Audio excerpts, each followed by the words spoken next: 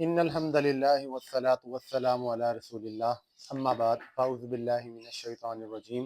بسم اللہ الرحمن الرحیم۔ آج ہم ایک چھوٹا سا پیغام آپ کے لیے میں لے کے آیا ہوں اہل بیت کے بارے میں، کہ یہ سب سے پہلے تو ایک سوال اپنے ذہن میں یہ ہم لے کے آئیں۔ اب ہمارے ذہن میں آتا ہے کہ اہل بیت ہیں کون؟ تو سب سے پہلا سوال یہ ہے، پھر اس کے بعد ان کی فضیلت میں 2-3 حدیث پیش کر کے اپنی گفتگو کو مکمل کروں گا۔ تو یاد رکھیں، قرآن مجید کے اندر سورہ احزاب میں اللہ تبارک و تعالیٰ نے آیت نمبر 33 کے اندر اہل بیت کا ذکر کیا ہے، اور اس آیت میں اللہ تبارک و تعالیٰ نے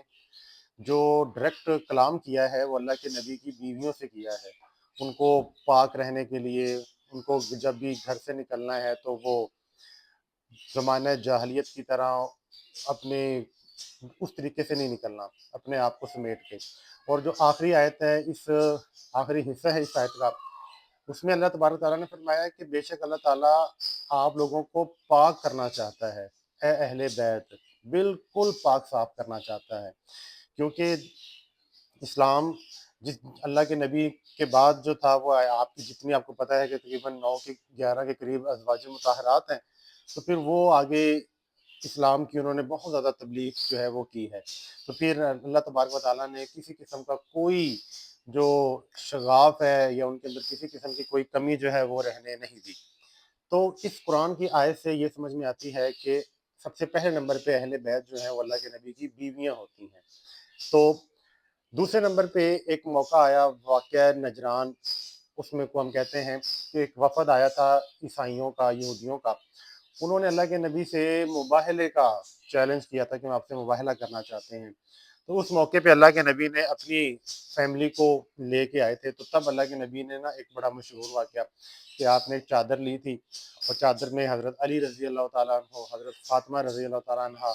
حسن و حسین رضی اللہ تعالیٰ عنہما، اور خود آپ پانچوں کو آپ نے چادر میں لپیٹ کے اور اللہ تعالیٰ سے دعا کی کہ یا اللہ یہ بھی میرے اہل بیت ہیں، ان کو بھی میرے اہل بیت میں شامل فرما دے۔ تو جو بیویاں ہیں وہ تو ہیں ہی ہیں، اللہ کے نبی نے ریکویسٹ کر کے، اللہ سے دعا کر کے ان کو بھی اہل بیت میں شامل کروا لیا۔ تو اس کا مطلب ہے کہ اہل بیت کے اندر ہمارے پاس 2 کیٹیگریز بن گئی، ایک بیویاں ہیں اور ایک آپ کے یہ 5 جو ہیں یہ۔ تو باقی آپ کے چچا ہیں، آپ کے کزنز جو ہیں، آپ کی فیملی کے جتنے بھی افراد ہیں جو مسلمان ہیں، وہ سارے کے سارے اہل بیت میں شامل ہو گئے ہیں۔ اب یہ تمام لوگ اہل بیت میں ہیں۔ اب آپ دیکھیں کہ اگر کوئی شخص ان میں سے یا آپ کے ان 5 کے علاوہ اگر آپ کی بیویوں میں سے یا آپ کے چچا میں سے جو مسلمان تھے یا آپ کے کزن میں سے ان پہ کوئی تنقید کرتا ہے، ان کے لیے کوئی بغض رکھتا ہے،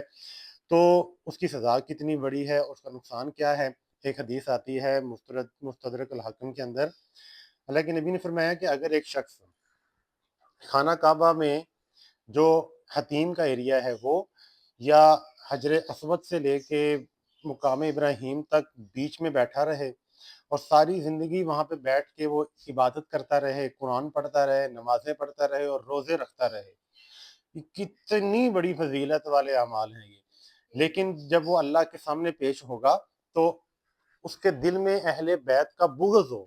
تو پھر اللہ کے نبی نے فرمایا کہ اللہ تعالیٰ پھر اس بندے کو ضرور جہنم میں داخل کریں گے۔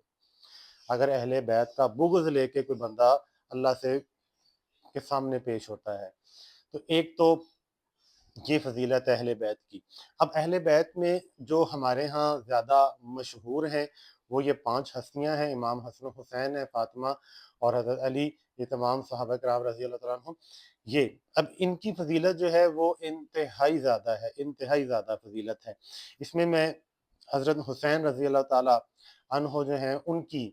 فضیلت، حسن و حسین کی فضیلت میں 2-3 حدیثیں بیان کرتا ہوں، کیونکہ جو باقی جو تھے وہ تقریباً ان کا اتنا ذکر اسلام کی تاریخ میں ہمیں نہیں ملتا، لیکن یہ جو تھے ان کا بہت زیادہ ذکر ملتا ہے۔ تو ان کے بارے میں دیکھیں، ہمارے جتنے بھی صحابہ کرام ہیں، عشرہ مبشرہ جن کو ہم کہتے ہیں، اللہ کے نبی نے ان کو جنت کی بشارت دی ہے جوانی کے موقع پہ، لیکن حسن و حسین 2 ایسی ہستیاں ہیں، 2 ایسی عظیم ہستیاں ہیں ہمارے سردار، کہ جن کو اللہ کے نبی نے بچپن میں ہی یہ خوشخبری دے دی تھی کہ یہ نوجوانوں کے جنت کے سردار ہوں گے،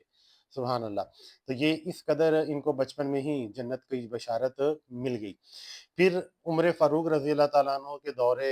خلافت کے اندر دو بڑے زبردست واقعات ملتے ہیں کہ ایک دفعہ حضرت عمر فاروق جو بدری صحابہ تھے ان کا وظیفہ مقرر کر رہے تھے، کیونکہ جو بدری صحابی ہیں جو بدر میں شامل ہوئے تھے ان کی بہت زیادہ فضیلت ہے اسلام کے اندر، وہ ان کا وظیفہ مقرر فرما رہے تو جو وظیفہ مقرر کرنے والا کاتب تھا اس نے پوچھا کہ عمر فاروق مجھے بتائیے کہ سب سے پہلا نام آپ کا لکھوں میں؟ تو عمر فاروق رضی اللہ تعالیٰ عنہ نے بڑا خوبصورت جواب دیا، نہیں، سب سے پہلا نام انہی کا نام لکھیں جو پہلے ہیں، یعنی کہ حسن و حسین رضی اللہ تعالیٰ عنہ، سب سے پہلا نام ان کا لکھوایا اور بعد میں باقی صحابہ کرام کا نام لکھوایا اس کے اندر۔ تو اس موقع پہ حضرت عمر کے بیٹے ابن عبداللہ بن عمر رضی اللہ تعالیٰ عنہ انہوں نے کہا کہ اپنے ابا سے کہ ابا جان آپ مجھے بدر کے موقع پہ حسن و حسین بھی نہیں تھے اور میں بھی نہیں تھا، میں آپ کو یہ نہیں کہتا کہ میرا وظیفہ جو ہے وہ یا ان کا وظیفہ کم کر دیں، میں کہتا ہوں کہ میرا وظیفہ بھی ان کے برابر کر دیجیے۔ تو حضرت عمر فاروق رضی اللہ تعالیٰ عنہ نے اتنا زبردست جواب دیا اور تاریخی جواب دیا جو تاریخ کی کتابوں میں بڑا آج لکھا جاتا ہے اور اس کو سنایا جاتا ہے۔ آپ نے کہا کہ اے عمر کے بیٹے،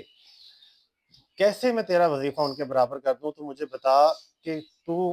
حسن و حسین جیسے والد جیسا ان کے والد جیسا والد لے کے آ، ان کی والدہ جیسی والدہ لے کے آ، اور ان کے نانا جیسا نانا لے کے آ، تو پھر یہ مطالبہ کر، میں تیرا وظیفہ ان کے برابر کر سکتا ہوں۔ نہ تیرا کوئی حسب نسب جو ہے ان کے مطابق ملتا جلتا ہی نہیں ہے، تو میں کیسے تیرا وظیفہ جو ہے وہ ان کے برابر کر دوں؟ تو انہوں نے ان کا وظیفہ حضرت حسن و حسین کا وہ موجود نہیں تھے جنگ بدر کے موقع پہ، پھر بھی ان کا وظیفہ ان کے برابر مقرر کیا جو جنگ بدر میں موجود تھے۔ اور آخر میں ایک دفعہ حضرت عمر رضی اللہ تعالیٰ عنہ اپنے دفتری کام میں مشغول تھے، آپ کا بیٹا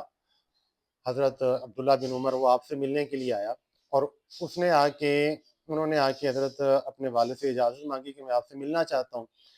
تو عمر نے کہا کہ میں ابھی مصروف ہوں تو میں بعد میں آپ سے مل لوں گا۔ وہ واپس چلے گئے، واپس جا رہے تھے تو آگے سے حضرت حسن رضی اللہ تعالیٰ عنہ وہ آ رہے، انہوں نے پوچھا کہ عبداللہ کہاں جا رہے ہیں آپ؟ تو انہوں نے کہا کہ میں اپنے والد سے ملنے گیا تھا، تو میرے والد صاحب نے کہا ہے کہ میں مصروف ہوں تو میں بعد میں ملوں گا۔ تو حضرت حسن کہتے ہیں میں بھی آپ کے والد سے ملنے جا رہا، چلو میں بھی بعد میں چلا جاؤں گا، وہ بھی ساتھ ہی واپس چل پڑے۔ تو حضرت عمر رضی اللہ تعالیٰ عنہ کی نظر پڑی ان پہ، تو انہوں نے آواز دی کہ حسن بات سنیں۔ تو جب حضرت حسن آئے تو پوچھا کہ آپ واپس کیوں جا رہے ہیں؟ تو حضرت حسن نے فرمایا کہ میں یہ سوچا کہ جب آپ اپنے بیٹے کو آپ نہیں ملے تو پھر آپ مجھے کیسے آپ ٹائم دیں گے یا میری بات کیسے سنیں گے؟ تو حضرت عمر رضی اللہ تعالیٰ عنہ کی آنکھوں میں آنسو آ گئے اور انہوں نے کہا کہ وہ عمر کا بیٹا تھا، اس کو واپس بھیجا جا سکتا ہے، اور تو رسول اللہ صلی اللہ علیہ وسلم کا بیٹا ہے، تجھے واپس بھیجا نہیں جا سکتا ہے۔ تو ان کی شان میں بے شمار احادیث موجود ہیں، بے شمار واقعات موجود ہیں، تو انہی پہ ہم اکتفا کرتے ہیں کہ یہ وہ ہستیاں ہیں ان کے لیے ہمارے دل میں اگر ذرہ برابر بھی بغض ہوگا، کینہ ہوگا، حسد ہوگا، یا ان کے لیے کسی قسم کی ہم ان کی جو کمپیریٹیولی مقابلتاً کسی کے ساتھ کمپیئر کریں گے تو پھر ہماری نجات نہیں ہے۔ یہ ہمارے سروں کے تاج ہیں، یہ اللہ کے نبی کی فیملی ہے، اور یہ فیملی بالکل بہت زیادہ بہت زیادہ بہت زیادہ ادب، احترام، محبت، عقیدت اور ان کی جو فالوئنگ ہے ان کے حقدار ہیں۔ تو اللہ سے دعا ہے ہمیں اللہ اہل بیت سے محبت، صحیح محبت کرنے کی توفیق عطا فرمائے، آمین۔